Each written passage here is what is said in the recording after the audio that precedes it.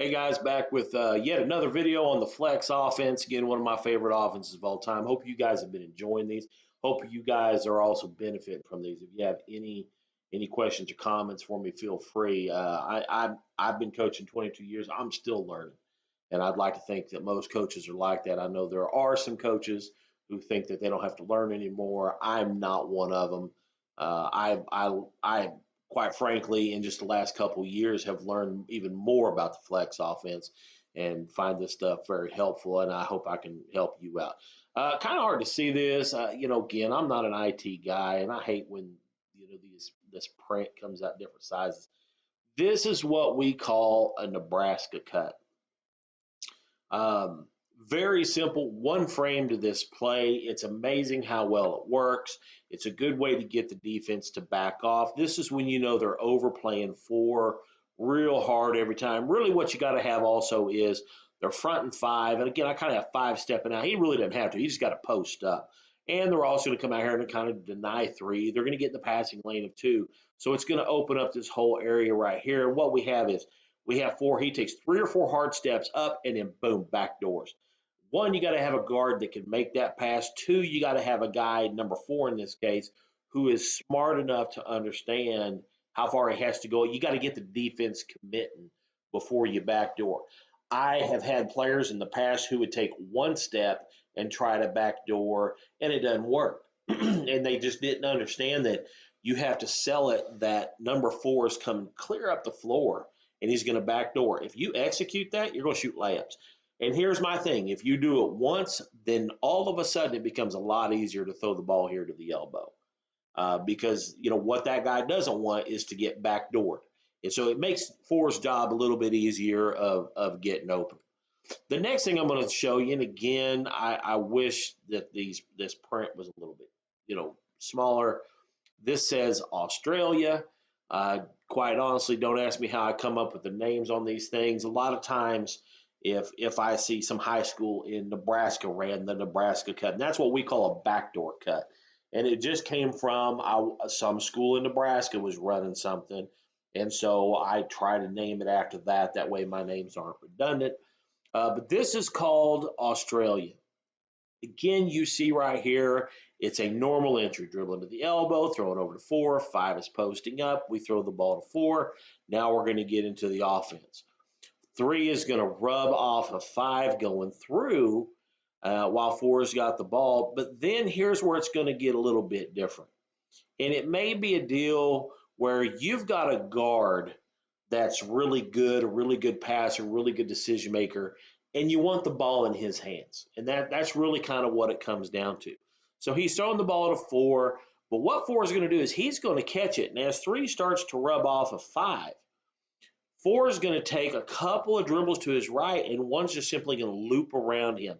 Now, where I coach, we call this loop a European cut. I actually got that from one of the coaches I used to work for.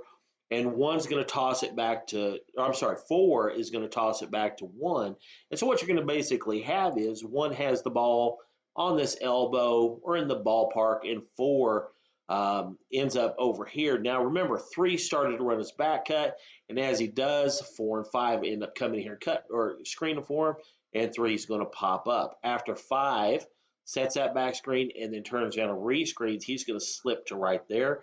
Quite frankly, you're probably not going to get that pass. But what's going to happen is you notice here four is going to be open because, like we've said before, rule of thumb, you throw to the wing, you screen down, and the guy that screens down is generally going to be open. So in this case, four goes to screen down, three pops up, five goes over.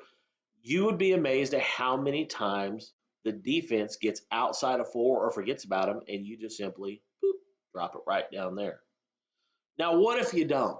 That's going to be the key.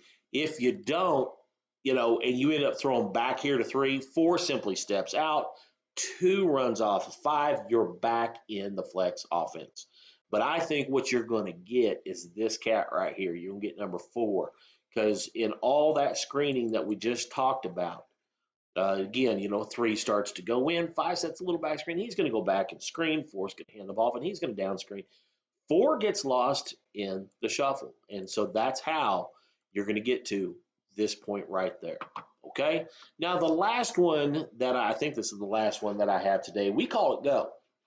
And what this is in this case, we're going to talk about number 3. It could be 2, it could be whoever.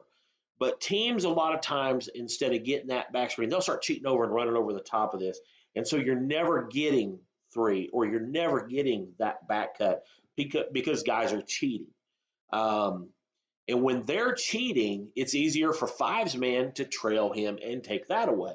So what you got to do every once in a while is you got to set them up. And you hope you have good, smart basketball players that are going to be able to know when this is going to happen. And I tell them, look, you may be ready to run go and you notice it one trip, and then what you're going to do is you're going to communicate with your teammates, hey, look, next time I'm going to run go.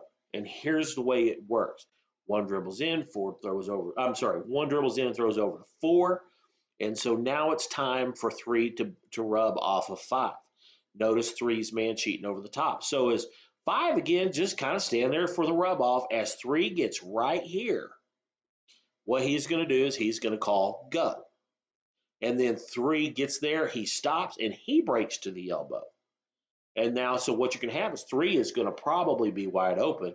5, when he hears go, that he knows what that means is now he's going to be the guy that steps to the opposite side, because you've got to keep your balance. You've got to keep everything correct on this. So 5 runs across. 1 is going to screen down. That's going to block 3's man in the lane. 3 is going to pop up, be right there. 5 goes to the ball side block. 1 is going to pop up. That's your down screen, pop up, pop out. That's what's going to happen on that.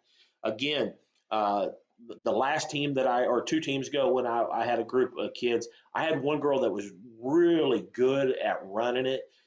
She was a good shooter. She could finish around the hole. Teams knew to kind of key on her, and she was real good. She'd get to the block and yell go, and I had a smart post. She would step across, and this girl would step up to the elbow, catch it, and she'd knock that shot down. Again, if 3 is in this case, if 3 is a good shooter, can knock down this shot on a regular basis, and the girl I'm talking about, she used to pop up to the 3-point line, and she was a good 3-point shooter.